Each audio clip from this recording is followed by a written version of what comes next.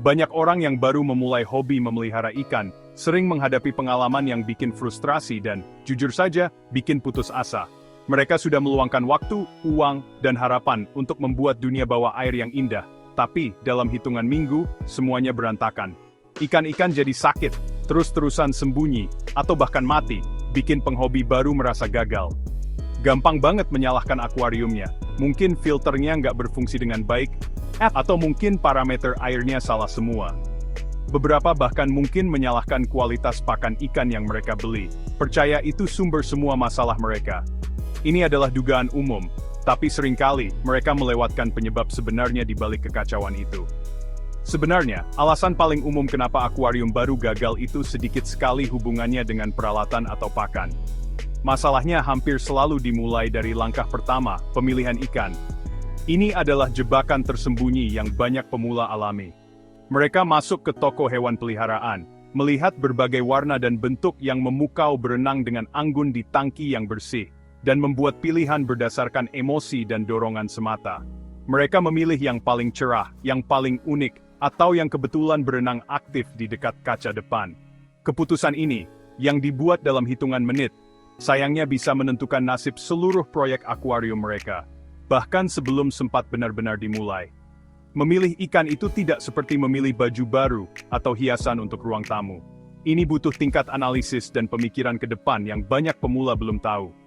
Akuarium adalah ekosistem tertutup, komunitas yang rapuh dan kompleks, di mana setiap penghuni punya peran dan memengaruhi yang lain. Satu pilihan yang salah bisa menimbulkan stres, agresi, atau ketidakseimbangan biologis yang bisa berubah jadi bencana besar. Kegagalan itu, oleh karena itu, bukan cerminan kemampuan penghobi dalam merawat akuarium, tapi lebih karena kurangnya perencanaan strategis selama proses pemilihan yang penting. Memahami poin mendasar ini adalah langkah pertama untuk menghindari kekecewaan dan membangun lingkungan akuatik yang sukses dan tahan lama. Kesalahan awal ini sangat umum karena akibatnya tidak langsung terlihat. Ikan yang terlihat sangat sehat dan damai di tangki toko bisa menunjukkan kepribadian yang sama sekali berbeda setelah dimasukkan ke rumah baru dengan teman tangki yang berbeda. Kegembiraan awal membawa pulang hewan peliharaan baru dengan cepat berubah menjadi situasi stres karena harus terus-menerus memantau dan memecahkan masalah. Ini adalah siklus kekecewaan yang telah membuat banyak calon penghobi seumur hidup menjauh dari pengalaman memelihara ikan yang memuaskan. Kunci untuk memutus siklus ini adalah mengubah pola pikir dari pembeli impulsif menjadi ahli strategi yang bijaksana, memahami bahwa pilihan yang dibuat di toko akan secara langsung menentukan kedamaian dan stabilitas akuarium selama bertahun-tahun yang akan datang. Untuk membuat pilihan strategis, seseorang harus terlebih dahulu belajar membaca bahasa ikan yang tidak terucap, yang terutama berkisar pada temperamen mereka. Ikan umumnya dapat dikategorikan menjadi 3 kelompok perilaku utama, damai, semi-agresif, dan agresif. Ikan damai, seperti neon tetra atau Corydoras catfish, biasanya berorientasi komunitas dan berkembang biak dalam kelompok. Mereka pemalu, tidak suka konfrontasi, dan jarang menimbulkan masalah bagi spesies lain. Ini seringkali merupakan pilihan terbaik bagi pemula yang ingin membuat tangki komunitas yang tenang. Sifat lembut mereka memungkinkan mereka hidup berdampingan dengan berbagai ikan damai lainnya, menciptakan tampilan yang harmonis dan aktif tanpa stres konflik dan perebutan wilayah yang terus-menerus. Naik satu tingkat, kita bertemu ikan semi-agresif. Kategori ini bisa jadi rumit bagi pemula karena perilaku mereka seringkali bersyarat. Ikan seperti angelfish atau banyak jenis gurami bisa damai sesaat dan menjadi pengganggu teritorial di saat berikutnya. Agresi mereka mungkin dipicu oleh kurangnya ruang, persaingan makanan, atau keberadaan ikan yang lebih kecil dan lebih penakut yang mereka anggap sebagai target mudah. Memahami kebutuhan dan pemicu spesifik spesies semi-agresif sangatlah penting. Mereka sering membutuhkan tangki yang lebih besar dengan banyak tempat persembunyian, seperti tanaman dan dekorasi untuk membangun wilayah mereka sendiri, yang membantu mengurangi konflik dengan penghuni lain. Mencampur mereka membutuhkan perencanaan dan pengamatan yang cermat. Di puncak tangga temperamen adalah ikan agresif. Ini adalah penguasa tak terbantahkan di wilayah mereka, dan mereka tidak akan ragu untuk mempertahankan wilayah mereka dengan paksa. Spesies seperti cichlid dari Danau Malawi atau flowerhorn yang populer adalah contoh utama. Mereka sangat teritorial, seringkali predator, dan akan melihat sebagian besar ikan lain sebagai ancaman atau mangsa potensial. Memelihara jenis ikan ini biasanya berarti mendedikasikan seluruh akuarium untuk satu spesies, atau kadang-kadang bahkan satu individu. Menempatkan ikan agresif ke dalam tangki komunitas yang damai adalah resep bencana, menyebabkan teman tangki terluka, stres, dan akhirnya mati. Kepribadian mereka yang kuat membutuhkan pemilik yang siap menghadapi sifat mereka yang menuntut. Faktor penting lain yang sering diabaikan adalah perbedaan antara ukuran ikan saat dibeli dan potensi ukuran dewasa mereka. Ikan Oscar kecil yang lucu berukuran 1 inci di toko mungkin tampak seperti tambahan yang sempurna. Namun, banyak pembeli terkejut mengetahui bahwa ikan kecil ini bisa tumbuh menjadi predator kuat sepanjang 1 kaki, yang akan dengan cepat melebihi ukuran akuarium kecil dan melahap teman tangki yang lebih kecil. Selalu teliti ukuran maksimum potensial dari ikan apapun yang Anda pertimbangkan. Pengetahuan ini penting untuk merencanakan ukuran tangki yang tepat sejak awal, dan memastikan kesejahteraan ikan jangka panjang, mencegah situasi di mana Anda terpaksa memindahkan hewan peliharaan kesayangan, hanya karena Anda tidak merencanakan pertumbuhannya. Salah satu kesalahan paling umum yang didorong oleh impuls adalah mencampur spesies yang berbeda tanpa riset yang tepat. Daya tarik untuk menciptakan akuarium yang beragam dan penuh warna dengan ikan dari seluruh penjuru dunia sangat kuat. Namun, pendekatan perserikatan bangsa-bangsa dalam mengisi tangki ini penuh dengan bahaya. Spesies yang berbeda telah berevolusi di lingkungan yang sangat berbeda dan, sebagai hasilnya, memiliki kebutuhan yang sangat berbeda. Misalnya, beberapa ikan, seperti discus, tumbuh subur di air hangat, lunak, dan asam. Di sisi lain, banyak cichlid Afrika membutuhkan air keras, basah, dengan pH yang lebih tinggi. Memaksa kedua jenis ikan ini untuk hidup bersama berarti salah satu kelompok, atau mungkin keduanya, akan hidup dalam stres fisiologis yang konstan, membuat mereka sangat rentan terhadap penyakit. Masalah ini meluas lebih dari sekadar parameter air. Kebutuhan diet juga bisa sangat bervariasi antar spesies.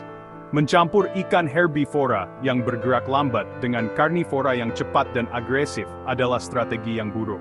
Ikan yang lebih lambat mungkin tidak mendapatkan cukup makanan, terus-menerus kalah bersaing dengan teman tangki yang lebih agresif. Dalam skenario yang lebih buruk, herbivora itu sendiri mungkin menjadi makanan bagi karnivora.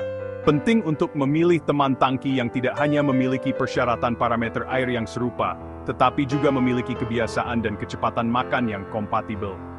Ini memastikan bahwa setiap penghuni memiliki kesempatan yang adil untuk makan dan berkembang tanpa persaingan dan stres yang konstan, yang merupakan komponen kunci dari ekosistem akuarium yang stabil dan sehat.